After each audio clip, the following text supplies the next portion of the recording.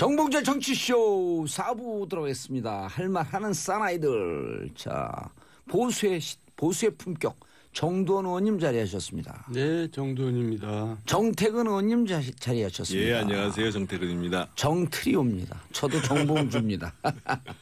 자, 앞에 좀 얘기를 했는데 그래도 예. 조금 더 따뜻하게 깊게 끈끈하게 들어갈 분들. 홍준표 서청원 얘기요? 홍준표 선생. 네가 가라 하와이. 여기 제목 보면은 최후의 승자는 이렇게 돼 있는데 예.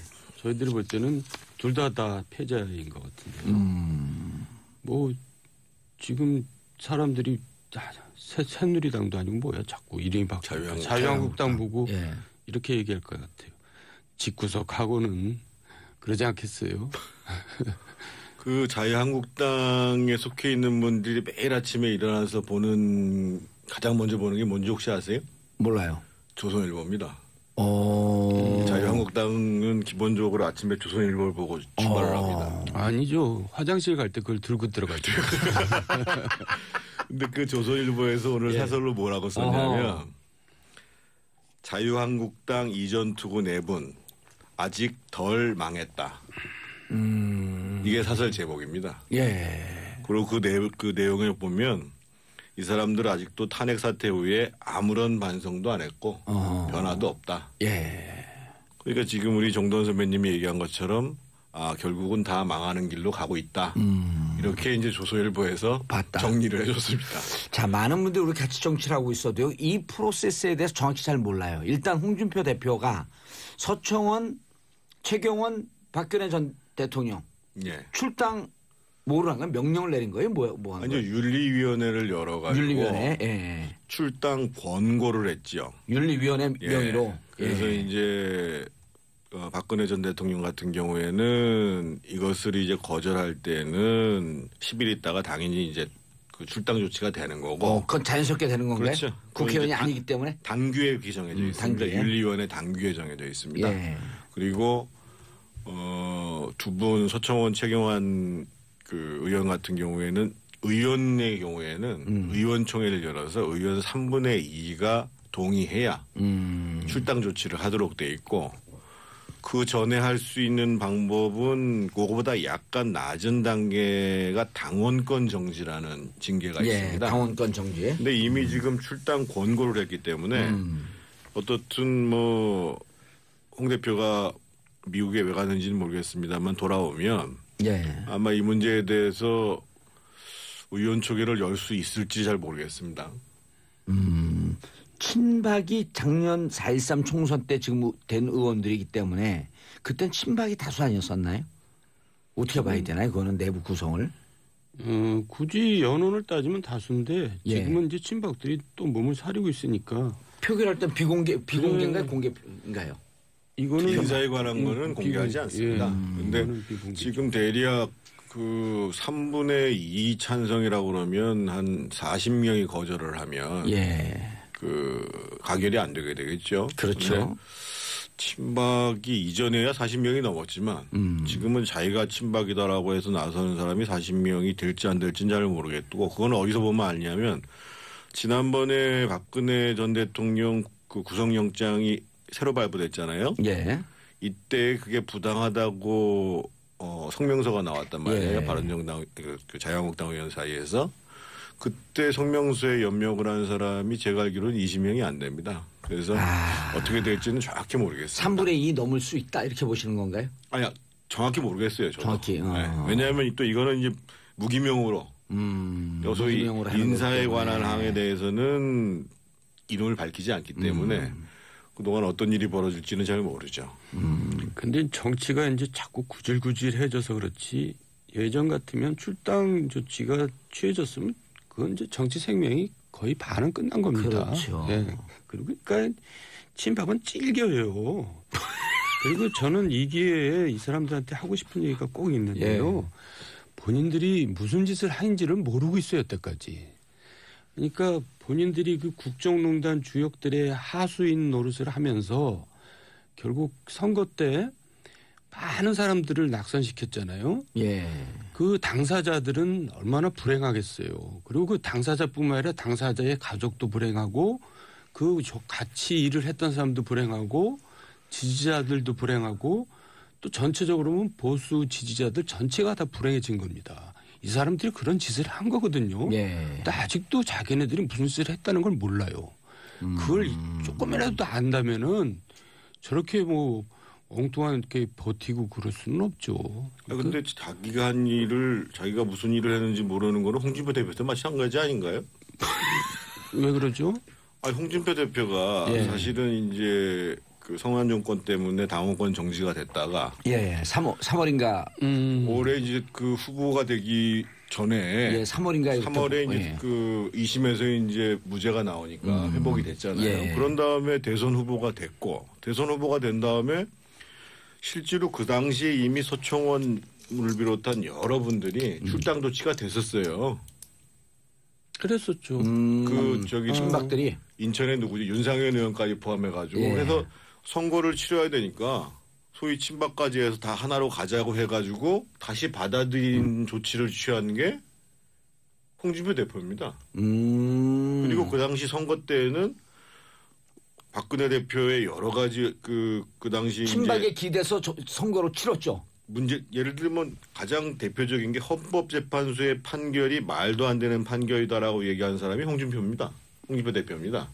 그러면 본인이 여기서 근본적으로 보수가 살아가기 위해서 혁신하고 변화하고 하려면 스스로부터 반성을 하는 것이 필요하다는 거예요. 솔직히 국민들 앞에 제가 선거를 치르려다 보니까 올바른 선택을 하지 못했습니다.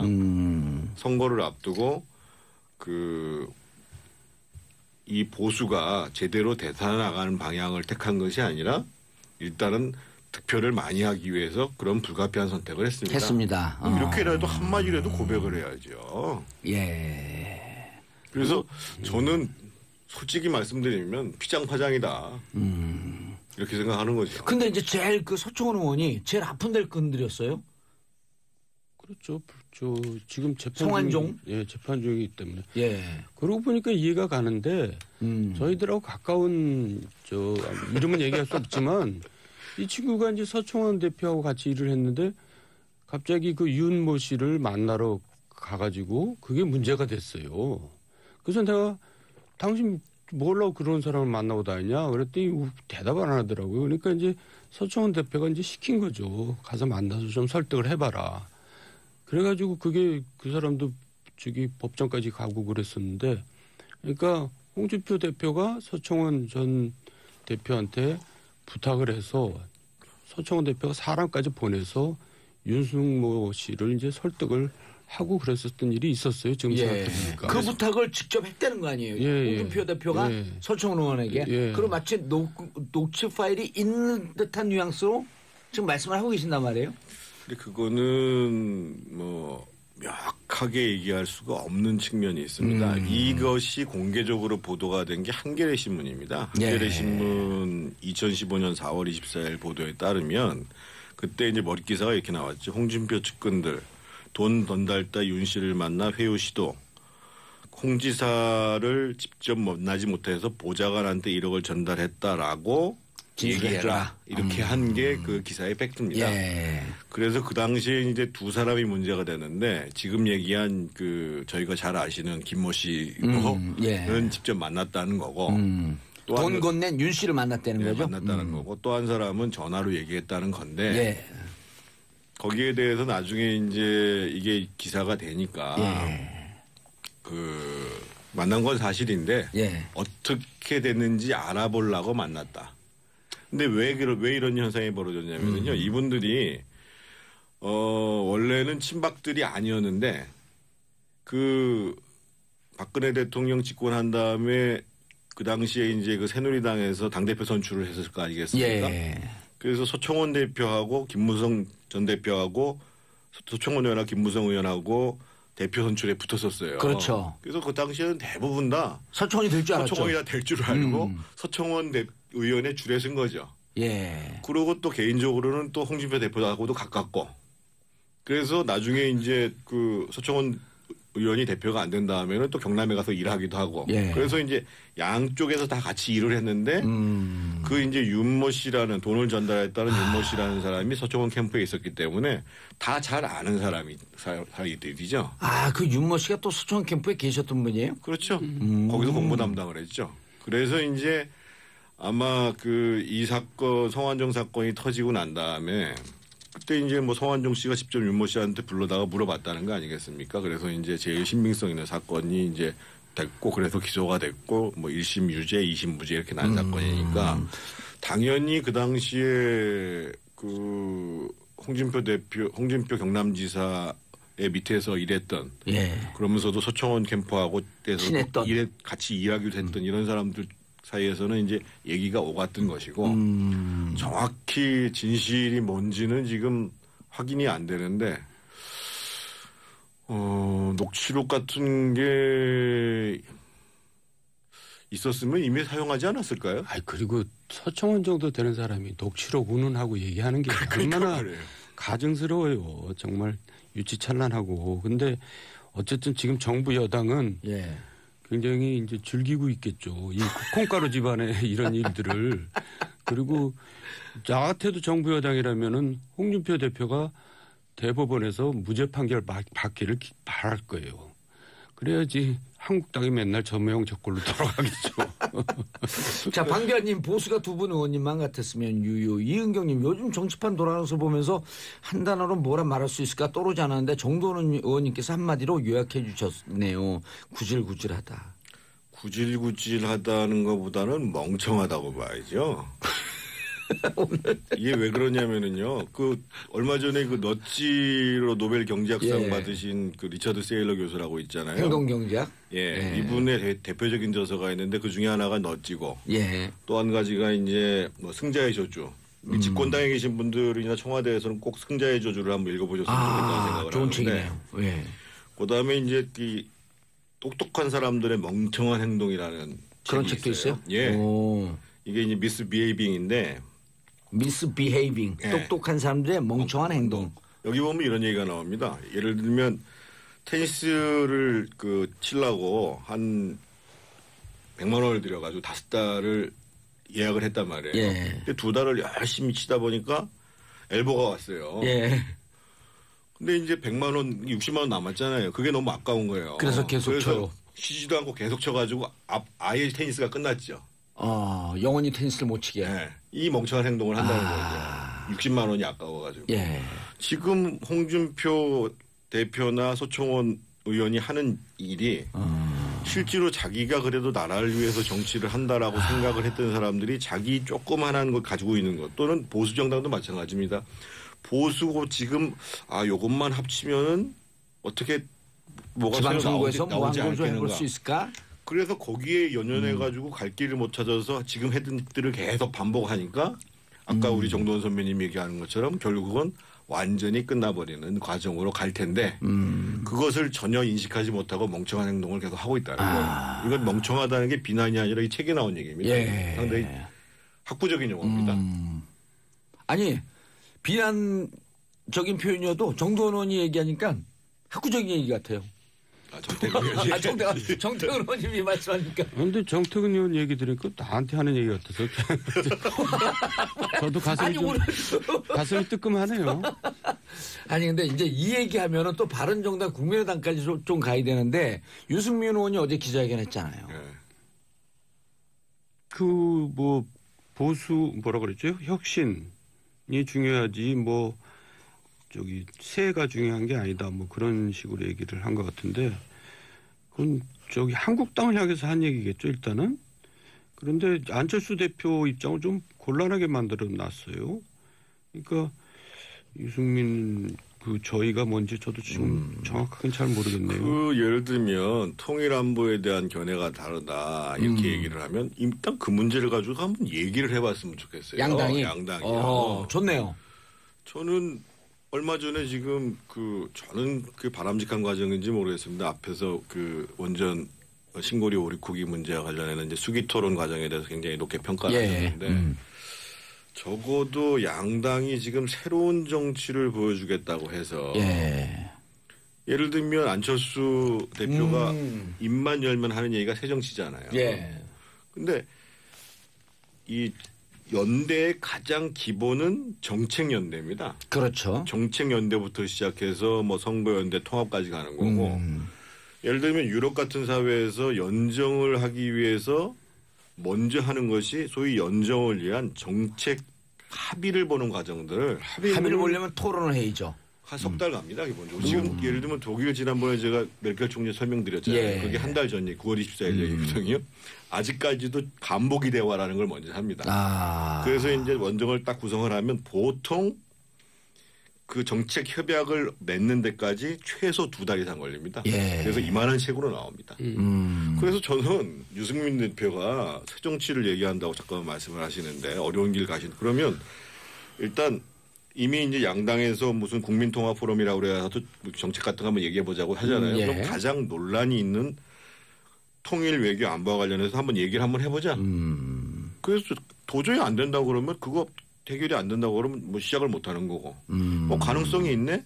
그러면 해보는 거죠. 대북 문제나 핵별 정책도 입장이 어디까지가 차이인지, 그렇죠. 어디까지가 생각이 같은지. 앞서서 우리 장윤정 기자는 이제 나가리 이렇게 얘기했는데 예. 저는 뭐 나가리 날 가능성이 높다고 봐요. 그런데 정말로 새로운 정치로 나아가려고 노력하면 얘기를 해봐라. 달라질 수도 있다는 거예요. 어허. 예를 들면 경기도에서요. 남경희 부지사가 연정을 성사시켰잖아요. 그랬죠. 그때 사실은 이재명 시장이 엄청나게 반대를 했습니다. 연정을. 그거 왜 남경필 들러리 쓰냐고. 근데 실제로 그 당시에 2014년이죠. 2014년이었죠. 14년이죠. 예. 6월 달에 선거를 치르고 난 다음에 연정이 합의되는데요. 꼭 2달 걸렸습니다. 더 재미난 건 뭐 그래서 그 당시에 뭐 생활임금을 비롯해서 공공기관장 인사청문회에서 20기항을 합의를 봤거든요. 그다음에 2기 연정이 출발 2년 있다가 예. 2기 연정이 출범했을 거 아니겠어요?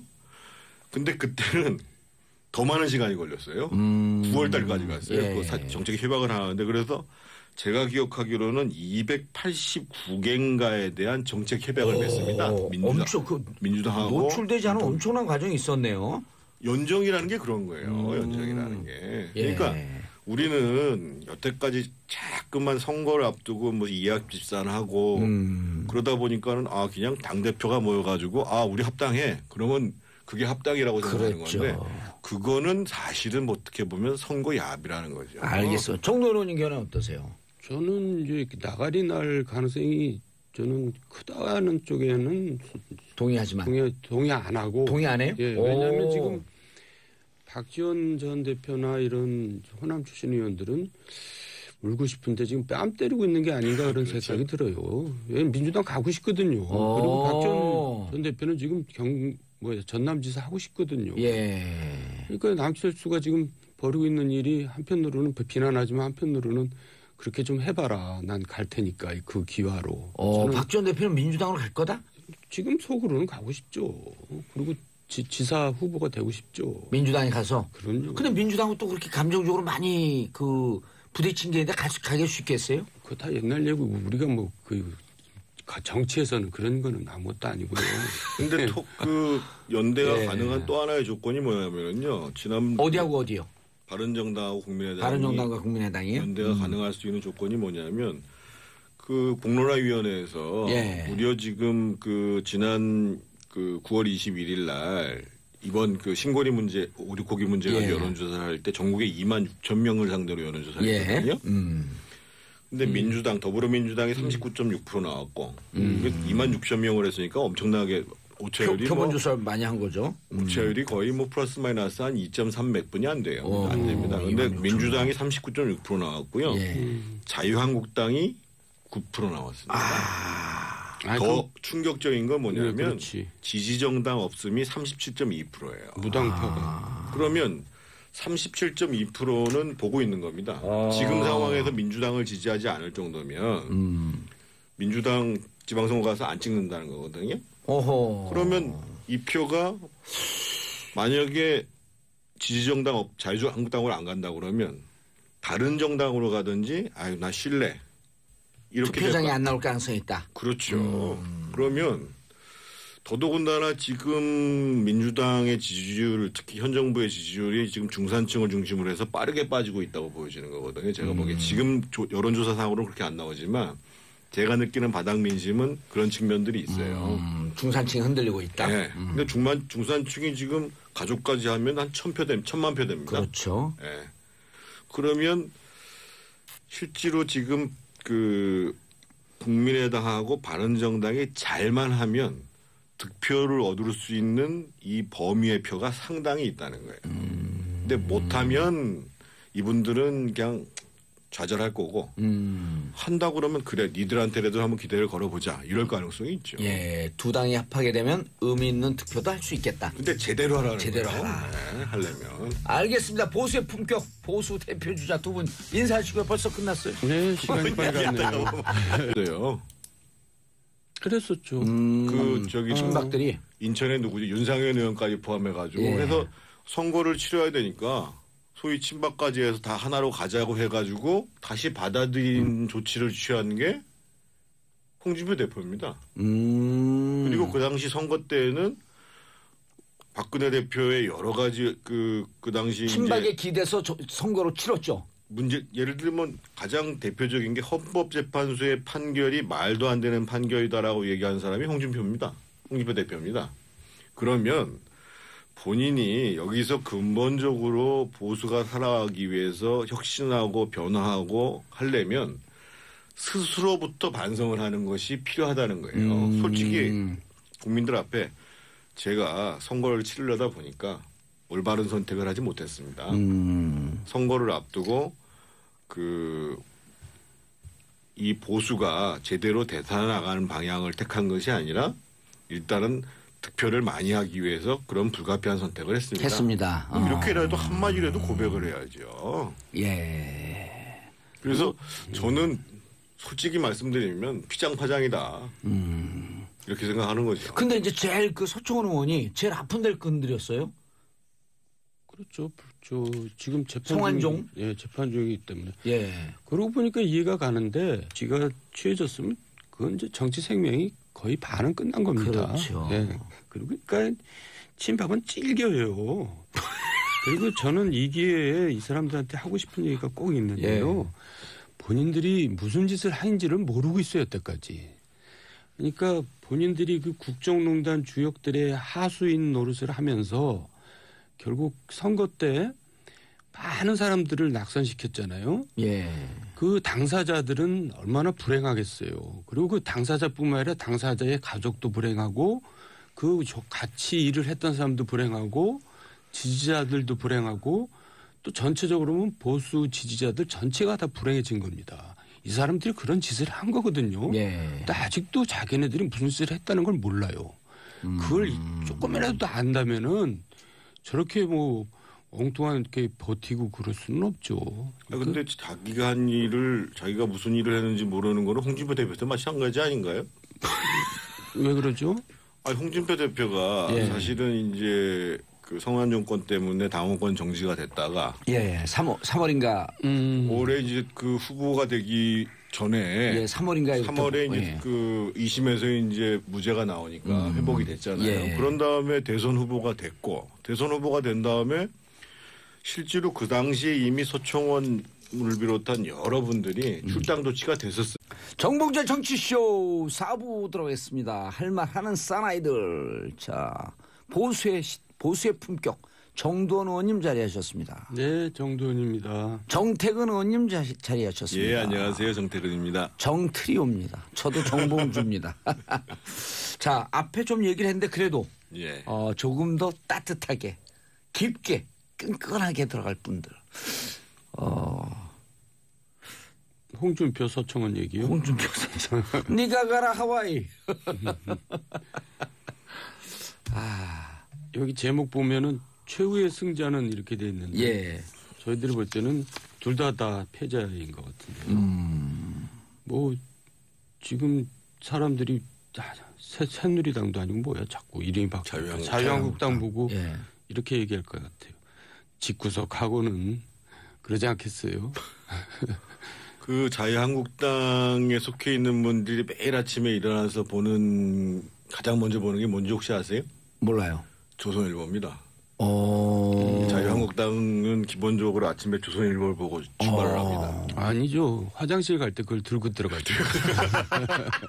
근데 그 조선일보에서 오늘 사설로 뭐라고 썼냐면 자유한국당 이전 투구 4분 아직 덜 망했다. 이게 사설 제목입니다. 예. 그리고 그 내용을 보면 이 사람들 아직도 탄핵 사태 후에 아무런 반성도 안 했고 변화도 없다. 예. 그러니까 지금 우리 정돈 선배님이 얘기한 것처럼 결국은 다 망하는 길로 가고 있다. 이렇게 이제 조선일보에서 봤다. 정리를 해줬습니다. 자, 많은 분들이 우리 같이 정치를 하고 있어도요. 이 프로세스에 대해서 정확히 잘 몰라요. 일단 홍준표 대표가 서청원, 최경원, 박근혜 전 대통령 예. 출당 뭐를 한 거예요? 명령을 내린 거예요? 뭐 한 아니요, 거예요? 윤리위원회를 열어가지고 윤리위원회. 예. 출당 권고를 했죠. 윤리위원회 예. 명의로. 그래서 예. 이제 박근혜 전 대통령 같은 경우에는 이것을 이제 거절할 때는 10일 있다가 당연히 이제 그 출당 조치가 되는 거고. 그건 자연스럽게 되는 건가요? 그렇죠. 국회의원이 그건 이제 아니기 때문에. 당규에 그렇게 정해져 있습니다. 당규에. 윤리위원회 당규에 정해져 있습니다. 예. 그리고 두 분 서청원 최경환 그 의원 같은 경우에는 의원의 경우에는 의원총회를 열어서 의원 3분의 2가 동의해야 출당 조치를 하도록 돼 있고 그 전에 할 수 있는 방법은 그거보다 약간 낮은 단계가 당원권 정지라는 징계가 예. 있습니다. 당원권 정지. 근데 이미 지금 출당 권고를 했기 때문에 어떻든 뭐 홍 대표가 미국에 왜 가는지는 모르겠습니다만 돌아오면 예. 아마 이 문제에 대해서 의원총회를 열 수 있을지 잘 모르겠습니다. 친박이 작년 4.13 총선 때 지금 된 의원들이기 때문에 그땐 친박이 다수 아니었었나요? 어떻게 봐야 되나요? 그거는 내부 구성을. 굳이 연원을 따지면 다수인데 예. 지금은 이제 친박들이 또 몸을 사리고 있으니까 표결할 땐 비공개인가요? 공개인가요? 이거는 인사에 관한 거는 공개하지 않습니다. 근데 이거는 비공개죠. 지금 대략 그 3분의 2 찬성이라고 그러면 한 40명이 거절을 하면 예. 그 가결이 안 되게 되겠죠. 그렇죠. 근데 친박이 이전에야 40명이 넘었지만 지금은 자기가 친박이다라고 해서 나서는 사람이 40명이 될지 안 될지는 잘 모르겠고 그건 어디서 보면 알냐면 지난번에 박근혜 전 대통령 그 구속영장이 새로 발부됐잖아요. 예. 이때 그게 부당하다고 성명서가 나왔단 말이에요. 예. 바른정당 그 자유한국당 의원 사이에서. 그때 성명서에 연명을 한 사람이 제가 알기로는 20명이 안 됩니다. 그래서 어떻게 될지는 정확히 모르겠습니다. 3분의 2 넘을 수 있다 이렇게 보시는 건가요? 아니야 정확히 모르겠어요. 저도. 정확히. 네. 왜냐하면 또 이거는 이제 무기명으로 소위 무기명으로 하는 인사에 거기 관한 때문에. 항에 대해서는 이름을 밝히지 않기 때문에 그동안 어떤 일이 벌어질지는 잘 모르죠. 근데 정치가 이제 자꾸 구질구질해져서 그렇지 예전 같으면 출당 조치